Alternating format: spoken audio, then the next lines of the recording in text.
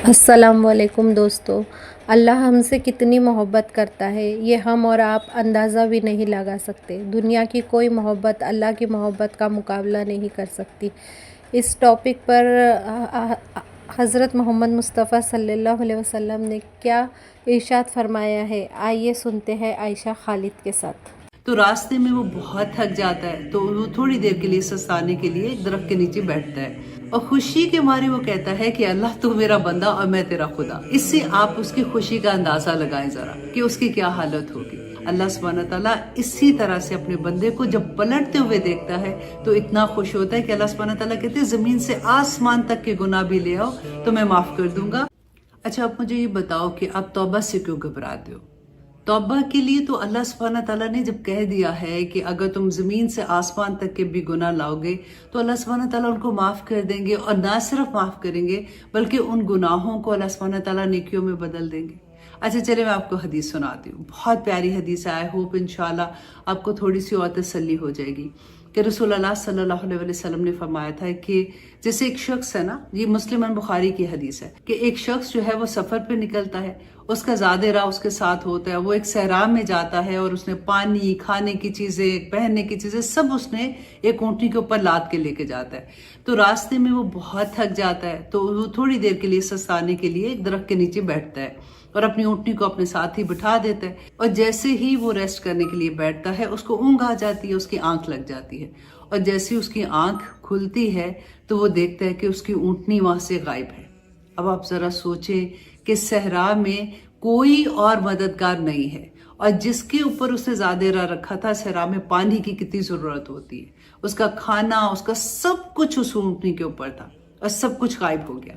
अब वो इधर उधर घबरा के देखता है और फिर परेशान हाल आसमान की तरफ देखता है। उसको लगता है कि अब तो कहीं से मेरी कोई मदद नहीं आएगी और अब तो मैं खत्म हो जाऊंगा।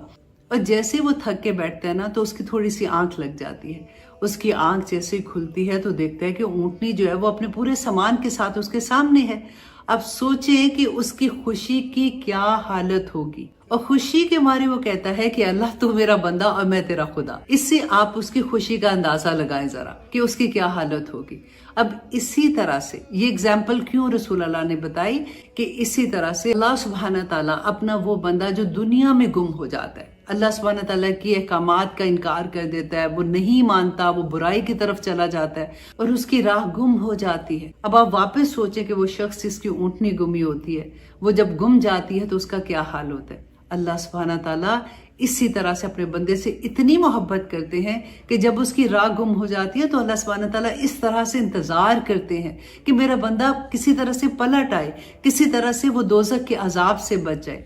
और जब बंदा पलटता है तो अल्लाह सुब्हानहू तआला की खुशी की एग्जाम्पल वही दी है कि जैसे वो बंदे की आंख खुलती है तो अपने सामने ऊँटनी को देखता है कि पूरा ज़ादे राह भी उसके ऊपर है, तो उसकी खुशी का क्या आलम होता है। अल्लाह सुब्हानहू तआला इसी तरह से अपने बंदे को जब पलटते हुए देखता है तो इतना खुश होता है कि अल्लाह सुब्हानहू तआला कहते हैं जमीन से आसमान तक के गुनाह भी ले आओ तो मैं माफ कर दूंगा, और ना सिर्फ माफ करूंगा बल्कि उनके गुनाहों को नेकियों में बदल दूंगा।